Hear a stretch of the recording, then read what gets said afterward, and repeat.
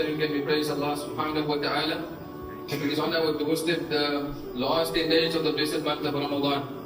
We ask Allah and Allah grant that we reach this days, inshallah, ameen. And we experience the night of Laylatul Qadr, khayrun min alfi shahr. A night in which Allah subhanahu wa ta'ala is prepared not only to forgive, but there's a night in which Allah subhanahu wa ta'ala is prepared to draw a slave close. Those that were far, we ask Allah and Allah draws us close to Him subhanahu wa ta'ala. And if we are close, may Allah draw us even closer to Him subhanahu wa ta'ala. This was the dua of Sayyidina Asiya alayhi salatu wa salam. When she asked Allah subhanahu wa ta'ala to save her from Fir'aun, she said, Oh Allah, that I want to be with you and then you give me Jannah. But first I want you, Oh Allah. May Allah gift us Allah subhanahu wa ta'ala. La ilaha illallah. It's not a last 10 days and we find ourselves being busy with other than Allah subhanahu wa ta'ala. It's very important that these 10 days are emphasized in our homes and emphasized in the lives of our children and our wives and our families and our neighbors, our friends, our colleagues. They must know that it is a 10 days of more devotion. If I have, as we said last night, if I have communicated or conversated with you for a certain amount of time during the day, I need to listen to that. Because now the more of my conversation must be with Allah subhanahu wa ta'ala. If I sat for a dhuhr as an example, and I've come for dhuhr salah, and I prepared myself to be away for about 10-15 minutes from work, I need to give myself an extra 5 minutes at that dhuhr. I need to give myself an extra 5 minutes or 10 minutes for that asr. I need to give myself an extra few minutes before the waqt of Maghrib enters so that I can break down to Allah subhanahu wa ta'ala and ask Allah in dua. These are the days that's about to enter where we give Allah more, and we will find that Allah subhanahu wa ta'ala is Al-Jawad. Allah, we said there's Kareem, Safi and Jawad. Allah is Al-Jawad subhanahu wa ta'ala. Allah will give you more than what you can ever imagine. May Allah gift us that Ameen Rablan. It's the nights of buka, it's the nights of crying. It's the nights of khashiyah.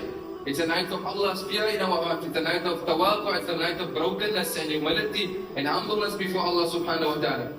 There is an instance where Rasulullah sallallahu alaihi wasallam actually made i'tikaf from the first of Ramadan, and he only came out of i'tikaf on the day of Eid. Not the last 10 nights. The Prophet sallallahu alaihi wasallam in one Ramadan, the Prophet sallallahu alaihi wasallam started his i'tikaf on the first night of Ramadan, and he exited his i'tikaf on the day of Eid. And then the companions narrate there was a time when the Prophet ﷺ emphasized the importance of spending the last 10 nights in i'tikaf.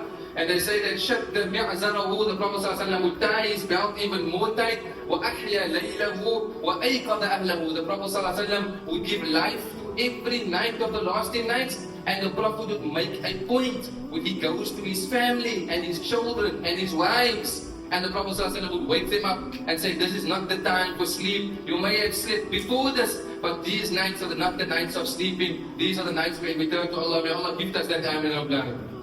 The second thing I want to mention, and we mentioned this before, is a month of generosity. It's a month in where if you give more, Allah subhanahu wa ta'ala gives you even more back. If you give a little, Allah subhanahu wa ta'ala is prepared to give you more than you can ever imagine subhanahu wa ta'ala. Allah subhanahu wa ta'ala will either replace it in this world, and more better Allah subhanahu wa ta'ala will replace it in the year after. The hadith I want to mention, where the Prophet ﷺ says, إِنَّ اللَّهَ يَبْغَضُ الْبَخِيلَ فِي حَيَاتِ السَّخِينَ عِنْدَ مَوْتِهِ. The Prophet ﷺ, he says, Allah is angry at a person who is stingy in his lifetime, and he is only generous after he dies. I will repeat, the Prophet ﷺ says, Allah is angry at the person when he has wealth, he's stingy to give his wealth, and he only gives his wealth once he passes away. So what he does, when he builds up all this wealth, and then before he dies, he writes a wasiyah. This is for this son, that is for this one, this is for this one. Allah becomes angry at such a person. Why didn't you give your wealth when you had? إِذَا أَرَدْتَ شَيْئًا تَفْعَلْ فِي حَيَاتِكَ. They say if you wish to do something, then do something while you're alive. Do something during your lifetime. The Prophet ﷺ then reminded us, he says, when giving this charity, it is a better form of charity when doing it in your lifetime. Give a charity, the Prophet ﷺ says, Sahih, Shahih. The Prophet ﷺ says, Sahih is when you are in your prime of your life, give the charity at that time. When you have, give charity at that time. Shahih is also give charity when you have, no matter how much you have. Don't wait for richness. Don't wait and say, inshallah, one day when I have so much, I'm going to start giving charity. No, whatever you have, it's shahih. That's called Shahih. And there's another word, Sahih. Sahih, the Prophet says, explains this, is that the person in his prime, in his youth, in his shabab, he's just giving. And Shahih is even no matter what he has, even if it's a little, he's also giving and not waiting for the day when Allah subhanahu wa ta'ala gives him even more. We ask Allah grant us to be generous, Ameen. Be generous in your community. Be generous towards your family. Be generous towards your friends. Be generous towards your neighbors. Muslim, non-Muslim, no matter. Be generous to everyone. Be generous to those around the world. Today we don't know what the meaning of luxury is because we are drowned in luxury. And I'll conclude with this. You know, in Makkah, we used to give iftar every day. May Allah accept from the brothers and sisters, inshallah, and the donations from this community also, mashallah, and others. We served iftar every day in Makkah and Medina. And then there was an occasion where we were giving out sweets. Sweets. And you know, for us, sweet is like a sweet, like, you know what's no big deal, sweets. And now people were going on over a sweet. You know how people were excited over a sweet. My mother was walking around in the Stufuf giving out smoothies. And the people were so excited for the smoothies. I was checking out, looking at this, I'm like, what is this?